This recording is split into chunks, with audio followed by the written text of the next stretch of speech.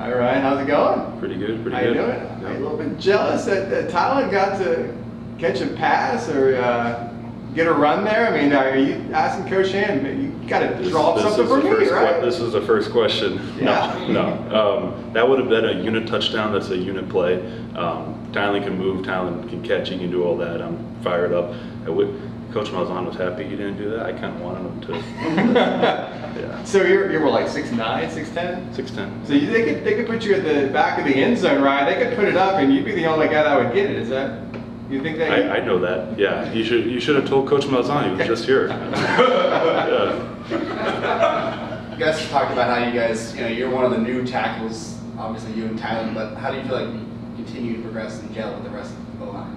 Oh yeah, we got a very good unit. I think we've gotten better every week. I think, we take pride in being able to run the ball. We take pride when, guys are making big plays, and we have so many talented guys like that. It's a lot of fun. So yeah, I think we're really gelling as a unit.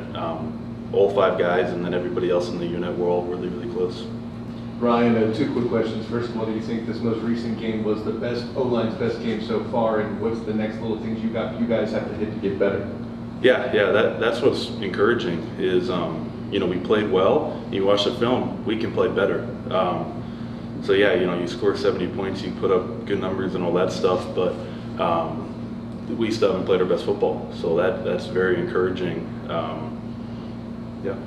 What was the coaching like when you guys were making mistakes with penalties, turnovers? What was the message from coaches that you guys really focused in on? Yeah, so you said 2 things there. Penalties are really about discipline, right? Penalties are about, you have to play with confidence. You have to go back to your fundamentals and your training when adversity hits and stuff like that. So penalties are really about discipline.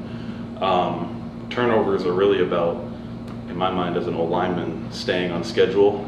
If you're not in the 3rd and longs, you don't have those negative plays, I think the offense flows a lot better. So more so staying on schedule, and that includes running the ball, that includes just playing complementary football.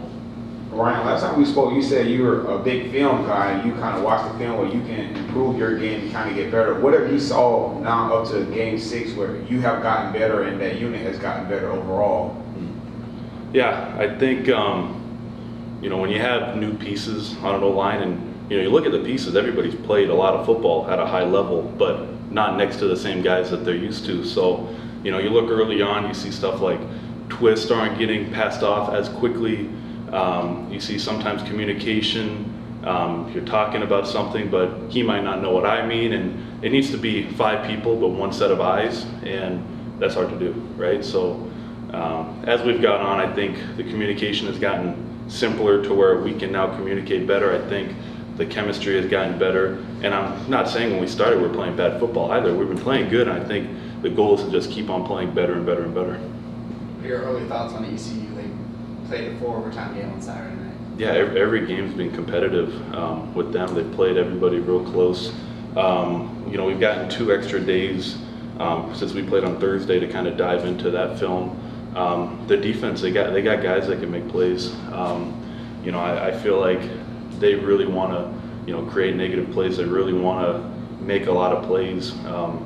So it's our job to try and eliminate that. They want to, they want to get you off schedule. So they're a good unit. I only watch the defense. Every game's close. They make a lot of plays. It's going to be a good challenge. We're going into the latter part of October. This will be your first true road game, getting on a plane and going somewhere. How will that be different? What will be important? I know they're known for having one of the more rowdy atmospheres in the league. What will be important for you guys on offense when you're going into an environment like that? Yeah, it's definitely challenging playing in a hostile environment. We've got veteran guys everywhere. A lot of guys have played in those hard road games. I trust Coach Malzahn and the staff to prepare us this week. If it's through crowd noise, stuff like that. I've heard, maybe we'll wear some earmuff, or what are they? The little things you put in your ear under a helmet.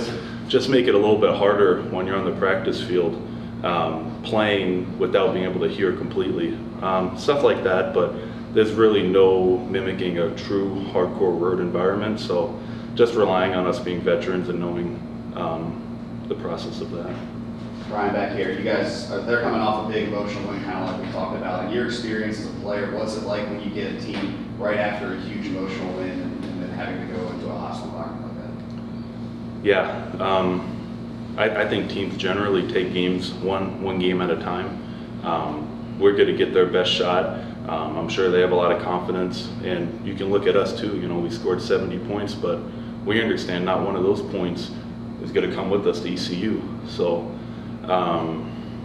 yeah, just preparing each game one by one and taking each opponent standalone. Brian, you being a transfer, so another position group that had a lot of transfers, much like the O-line was the linebackers, and you being the O-line, you have the very unique advantage to kind of evaluate how much they've improved. What kind of a jump have you seen throughout the year from them, and what kind of, for lack of a better word, description or word would you use for the kind of their style of play? Yeah, fast and physical. Oh, yeah, 2 words, cool. I got you. Yeah, double. I watched, really during the games, just up on the big screen. When it's 3rd and long, I'm really locked in on the screen, and they're flying around. They hit, and it's some serious speed. I wouldn't want to be playing against them really, because those guys make it hard for a lineman. Ryan, coming up the last 2 wins here at Bounce House, 2 dominant wins in the conference, a conference game on the road. What do you do to keep that momentum going, as Coach Mazzano's been saying, improving each and every single week? Mm-hmm. Yeah. Again, I trust Coach Malzahn and Coach Hand and the whole staff. They've been here before. They've done it a lot, so they're going to put the plan in place for us. It's my job and it's our job to buy in 100%, to do exactly what they want. And I have absolute confidence that if I buy into their plan and I do everything that they say, that we're going to continue to improve. Ryan, can you talk a little bit about the energy, like the vibe around the locker room, the program right now within you guys? I know how we feel on the outside, but how was that vibe on the inside? The vibe of the locker room. The vibe of the locker room is good. Yeah. I don't know. I don't know, man. Things are good. I mean, I'll be honest, the fans are a bit tense about going into this game. It kind of seems like a trap game, so I don't know if it's like a confidence where you guys are like walking around like ready to play, or are you guys as tense as the fans, or is it just like kind of happy-go-lucky, we just came off 70 points? Like, what is that like right now in the locker room? Yeah, I think a trap game implies that you have a lesser opponent, you don't take them seriously. ECU is a very good team. Again, I was talking about their defense. It's going to be a great challenge. We're going to be prepared for it. Again, I was saying, we take each game standalone. That's how we take this game. It's the most important game of the season because it's the next game. What have you seen over the last game and a half from John Rice Plumlee that's been a little bit different? Yeah. I'm looking forward to looking at this on Twitter, Trace. I love the snapshots. I always follow those. Yeah, John Rice Plumlee. Yeah, Coach was just talking about it. He goes through his progressions. He's been making plays all year, and as an old lineman, you see your quarterback just making these great plays. It gives you a little extra drive to say, maybe if we just block for this much longer, even if the play breaks down, we can, he'll make something happen. He's been playing great football. It gives everybody confidence when he's running it, when he's throwing it, when he's making all these great reads. It elevates everybody to another level. Have you ever been to Greenville, North Carolina? I have not, and I've not tried the barbecue either. Are you a barbecue guy though? Because guys, I was surprised. He's not a big fan of this like barbecue. What about you? Are you a barbecue guy? As an old lineman, I think I'm obligated to say I will like all foods. Yeah, I like barbecue. I like good barbecue, rack of ribs. Oh yeah, I've not been to Greenville. I've not tried that barbecue though. Good stuff. Thanks very much. Cool. Thank you guys. Thank you.